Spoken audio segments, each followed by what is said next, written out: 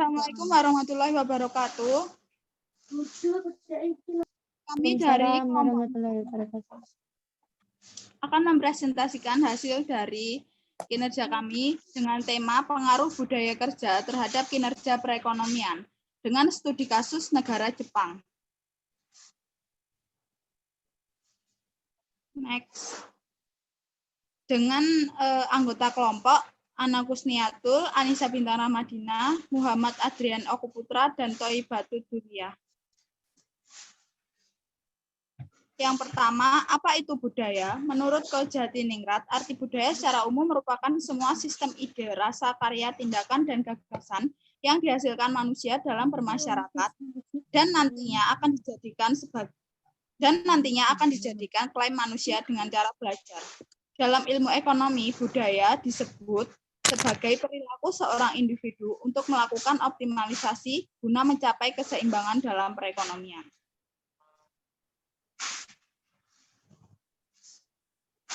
Dan pada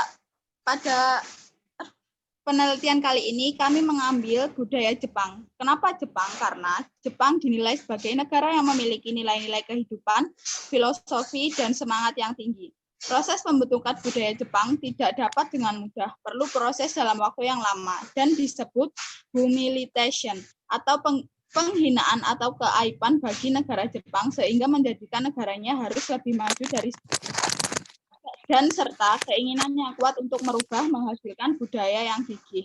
Diawali dengan periode Illumination yang dimulai era restorasi Meiji pada tahun 1868 dan kebudayaan Jepang mengalami tantangan besar akibat kemunculan budaya Barat seperti dipaksanya Jepang untuk mengakui keunggulan Amerika Serikat dalam hal teknologi, kemajuan yang berdampak pada runtuhnya identitas Jepang sebagai negara kesogunan yang kuat di dunia sebagaimana yang mereka percayai.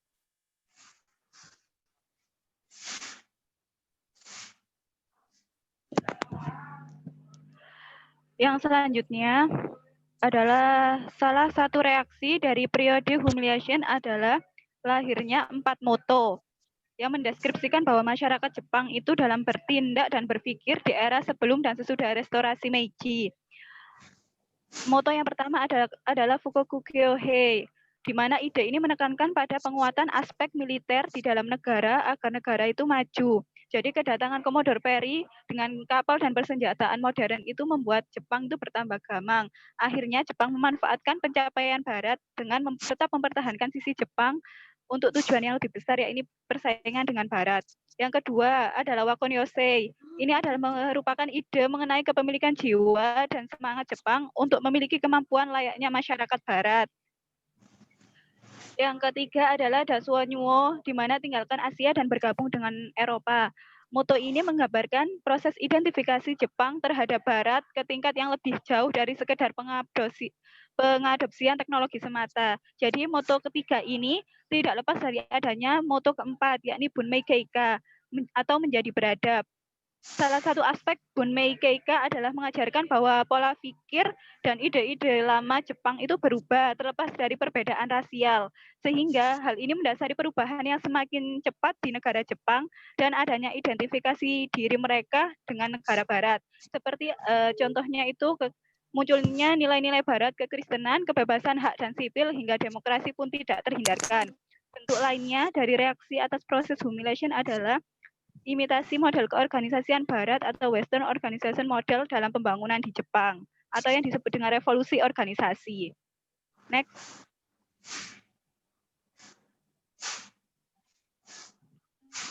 Jadi keempat moto dan keinginannya untuk tumbuh membuat budaya Jepang itu bisa mempengaruhi kinerja perekonomian mereka. Keinginan untuk menjadi negara yang bisa menyaingi negara Barat itu ternyata membuahkan hasil dan membentuk karakter yang mendalam bagi masyarakatnya. Dari budaya-budaya tersebut, jika dikaitkan dengan kondisi tenaga kerja, maka Jepang itu memiliki etos tenaga kerja, semangat juang, serta disiplin yang tinggi, di mana semuanya itu menjadi nilai-nilai yang dijadikan sebagai pedoman dan perilaku dalam kehidupan sehari-hari. Berikut ini merupakan nilai dan karyawan Jepang. Yang pertama adalah Bushido. Bushido itu memiliki semangat kerja keras. Artinya perusahaan Jepang itu selalu melakukan inovasi-inovasi baru karena ingin terus berkembang menjadi lebih baik. Yang kedua, Kaizen ini merupakan penyempurnaan kesinambungan. Artinya untuk memperbaiki proses manajemen dan kegiatan bisnis yang berlangsung secara terus-menerus. Yang ketiga, 5S. Seiri, Seiton, Seketsu, Seisuke. Ini berkaitan dengan karyawan Jepang itu harus memiliki sikap yang ringkas, rapi, resik, rawat, dan rajin. Yang keempat adalah Keisan, diartikan sebagai kesungguhan dengan minat yang tinggi atau memiliki ambisius yang tinggi. Serta yang kelima adalah disiplin. Masyarakat Jepang itu dituntut untuk bertanggung jawab saat mereka itu melakukan kesalahan. Next.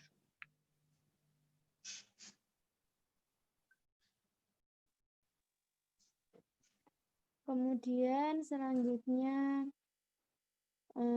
budaya kerja ini membuat Jepang dikenal menjadi negara dengan memiliki tingkat disiplin serta etos kerja yang tinggi. Buah dari penerapan kedua sifat itulah membuat perekonomian Jepang tumbuh melesat. Hal ini dibuktikan dengan pernah tercatatnya Jepang sebagai negara dengan pertumbuhan ekonomi tercepat mencapai angka 4, triliun dolar Amerika Serikat sepanjang sejarah dunia. Selain itu, Jepang juga dikenal sebagai negara terproduktif dunia. Bagi mereka, bekerja bukan hanya sekedar mencari uang, tapi dengan bekerja, mereka bisa mencurahkan jiwa, komitmen, serta perhatiannya pada suatu hal yang dianggap menjadi kebiasaan. Mereka tidak mempermasalahkan jika disuruh lembur tanpa dibayar. Hal inilah yang mendorong bekerja bagi Jepang bukan hanya sebuah budaya biasa, melainkan sebuah nilai bangsa sehingga jabatan tinggi atau rendah menjadi suatu hal yang dianggap tidak penting. Kemudian terdapat 3 ciri etos kerja bagi negara Jepang. Yang pertama, bekerja adalah sebuah kesenangan, yaitu maksudnya tentu saja orang Jepang juga tidak bekerja tanpa gaji atau dengan gaji yang rendah. Tetapi kalau gajinya lumayan, orang Jepang bekerja untuk kesenangan. Suatu ketika orang Jepang jika ditanya, seandainya Anda menjadi miliuner dan tidak usah bekerja, apakah Anda berhenti bekerja? Ternyata kebanyakan jawaban orang Jepang itu yaitu, saya tidak berhenti, tetapi terus bekerja. Karena bagi orang Jepang, kerja itu seperti permainan yang bermain bersama dengan kawan yang akrab. Biasanya di Jepang kerja dilakukan oleh satu tim. Dengan berhasil dalam permainan itu dan ingin menaikkan kemampuannya diri sendiri, dan bagi dia, kawan-kawan yang saling mempercayai sangat penting. Karena permainan terlalu menarik, dia kadang-kadang lupa pulang ke rumah. Fenomena ini disebut workaholic oleh orang asing. Kemudian yang kedua ada bisnis adalah perang. Nah, di sini maksudnya orang Jepang yang di dunia bisnis menganggap bisnis sebagai perang yang melawan dengan perusahaan lain. Orang Jepang suka membaca buku ajaran Sun Tzu untuk belajar strategi bisnis. Sun Tzu adalah sebuah buku ilmu militer Tiongkok kuno. Pada abad 4 sebelum Masehi, Sun Tzu itu suka dibaca oleh baik samurai dulu maupun orang bisnis sekarang. Untuk menang perang, perlu strategis dan pandangan jangka panjang. Maka dari itu, budaya bisnis Jepang lebih mementingkan keuntungan jangka panjang, sehingga dapat memenangkan perang. Kemudian, yang ketiga yaitu Jepang sangat mendewakan pelanggan. Kenapa? Karena Jepang itu memang melanggar ajaran Islam. Etos kerja orang Jepang itu mendewakan klien atau pelanggan sebagai Tuhan. Ada kata-katanya yaitu Okiaku sama kami sama desu, yaitu artinya pelanggan adalah Tuhan.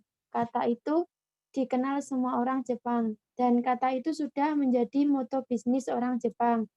Perusahaan Jepang akan berusaha semaksimal mungkin mewujudkan permintaan dari pelanggan sedapat mungkin dan berusaha berkembang atau mengembangkan hubungan erat dan panjang dengan semua pelanggan. Next. Tes. Suara video saya kedengaran kan? Masuk. Mantap. Nah, tadi kan kita udah berbicara tentang budaya Jepang nih. Lalu selanjutnya adalah budaya Indonesia. Kita belajar dari budaya-budaya Jepang. Habis itu kita juga mempelajari juga budaya Indonesia apa aja sih yang ada di Indonesia. Nah, ketertinggalan Indonesia dalam hal pola kerja seharusnya membuat kita berpikir bahwa apakah Indonesia tidak memiliki semangat kerja seperti apa yang diterapkan oleh Jepang. Jadi di mana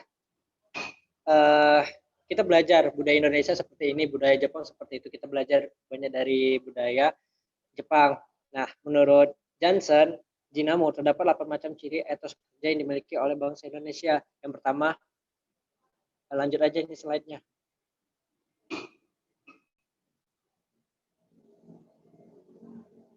Nah, nih menurut Johnson Jinamo terdapat 8 macam etos kerja yang dimiliki oleh bangsa Indonesia. Yang pertama, kerja merupakan rahmat. Nah, maksudnya apa? Bekerja dengan penuh tulus dan syukur. Lalu ciri khas budaya tenaga kerja di Indonesia yaitu kerja merupakan amanah. Maksudnya adalah bekerja itu harus benar-benar bertanggung jawab. Lalu ada juga kerja merupakan panggilan. Maksudnya adalah bekerja itu harus tuntas dan penuh integritas. Lalu yang selanjutnya kerja merupakan aktualisasi. Maksudnya adalah bekerja itu harus kerja penuh dengan semangat. Lalu ada juga kerja merupakan ibadah. Maksudnya adalah bekerja itu harus penuh dengan kecintaan. Dan juga merupakan seni, bekerja itu harus cerdas dan penuh kreativitas. Lalu juga ada kerja merupakan kehormatan. Maksudnya adalah bekerja itu harus tekun dan penuh keunggulan. Lalu yang terakhir kerja merupakan pelayanan. Maksudnya bekerja itu harus sempurna dan penuh kerendahan hati. Nah, ini kan yang positif-positifnya aja nih. Seperti yang kita tahu kalau budaya di Indonesia itu sangat jauh banget dengan budaya Jepang yang memiliki integritas yang tinggi. Kalau kita bisa lihat sendiri nih budaya di Indonesia, kita bisa melihat perbedaan juga nih antara etos kerja orang Jawa, Melayu, Minang, dan Batak. Kalau kita melihat etos orang Jawa, itu rata-rata dia tekun, tapi untuk melakukan lebih dia sangat kurang. Lalu kita juga, kalau kita melihat etos kerja orang Melayu, itu orangnya agak-agak pemalas. Dia pengen dapat hasil yang banyak, tapi dengan usaha yang sedikit. Itu ciri khas etos kerja orang Melayu. Nah, lanjut slide. Kesimpulannya adalah, dalam perjalanannya, budaya hadir berkontribusi terhadap pertumbuhan ekonomi. Jepang merupakan salah satu contoh negara yang bisa dijadikan rujukan karena berhasil menumbuhkan perekonomian melalui karakter budaya yang melekat di masyarakatnya. Budaya Jepang dengan menerapkan etos kerja dan disiplin kerja yang tinggi patut ditiru oleh semua negara di dunia sehingga memunculkan banyak inovasi produk baru. Lalu, keadaan bangsa kita sendiri justru memiliki budaya yang berkebalikan, di mana kebanyakan masyarakatnya malas untuk berpikir, apalagi untuk menciptakan suatu inovasi produk. Nah, kita tuh punya budaya yang malas dan banyak banget yang harus kita belajar dari budaya Jepang. Sekian yang dapat kami sampaikan. Terima kasih.